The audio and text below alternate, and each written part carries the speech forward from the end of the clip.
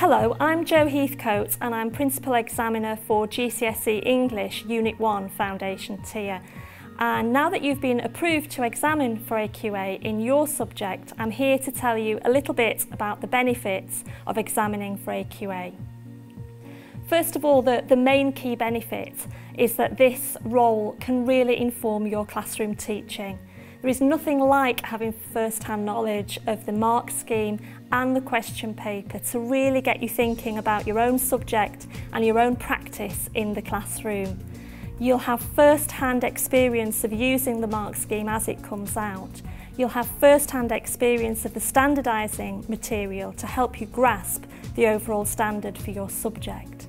As we move into linear specifications, this is a great opportunity to be able to mark your mock examinations accurately and to share your expertise with your own department. In essence, you are like a specialist inset provider to your own department and for your own students once you've taken part in examining or moderating.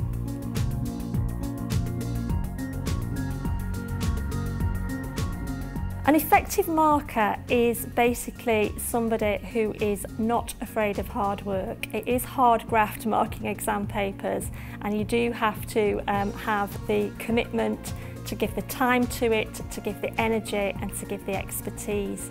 So you need to be very patient, you need to give up your social life for a few weeks, give up your weekends, close yourself in your study or your office or your back bedroom at home and just really knuckle down and get on with it.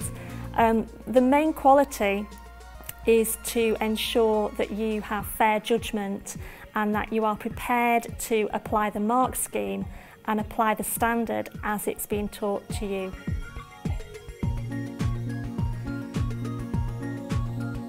When you receive your invitation to mark, it will have a great deal of information in the letter. It will inform you of the marking period, the dates that you need to be available, for training perhaps, and also for standardising. You need to be really well organised as an examiner, and you need to get organised well in advance. Please don't leave it until the last minute, as I know to my cost.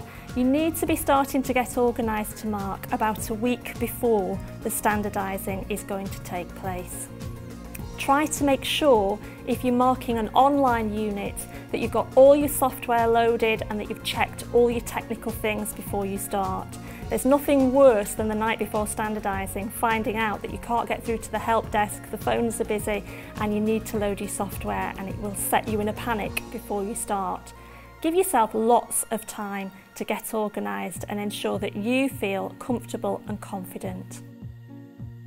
Also, it's important to remember that every aspect of marking is private and confidential, and that you must respect the confidentiality of candidates and the marking process. You have to mark privately at home. You can't mark at work or in a public place like a library or on the train.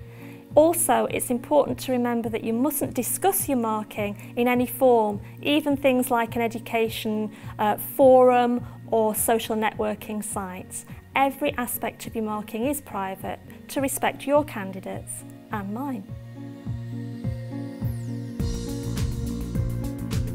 In terms of once the paper has been sat by students, then an absolutely massive operation rolls in, really.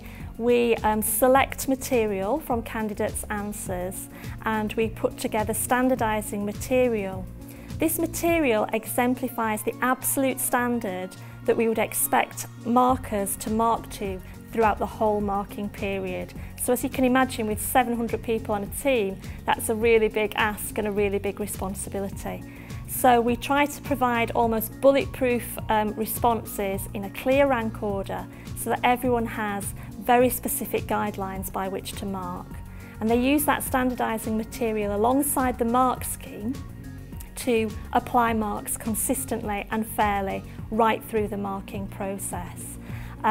We hold meetings in Manchester for the senior team at the moment, and then we impart that training in an online standardising session to our wider team, and they have to pass at a certain level to be able to access live marking.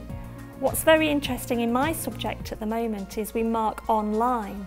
So actually, before anyone can log on to mark each day, they almost have to pass a mini standardisation again, because they have to pass some training scripts on each question before they're allowed to mark it.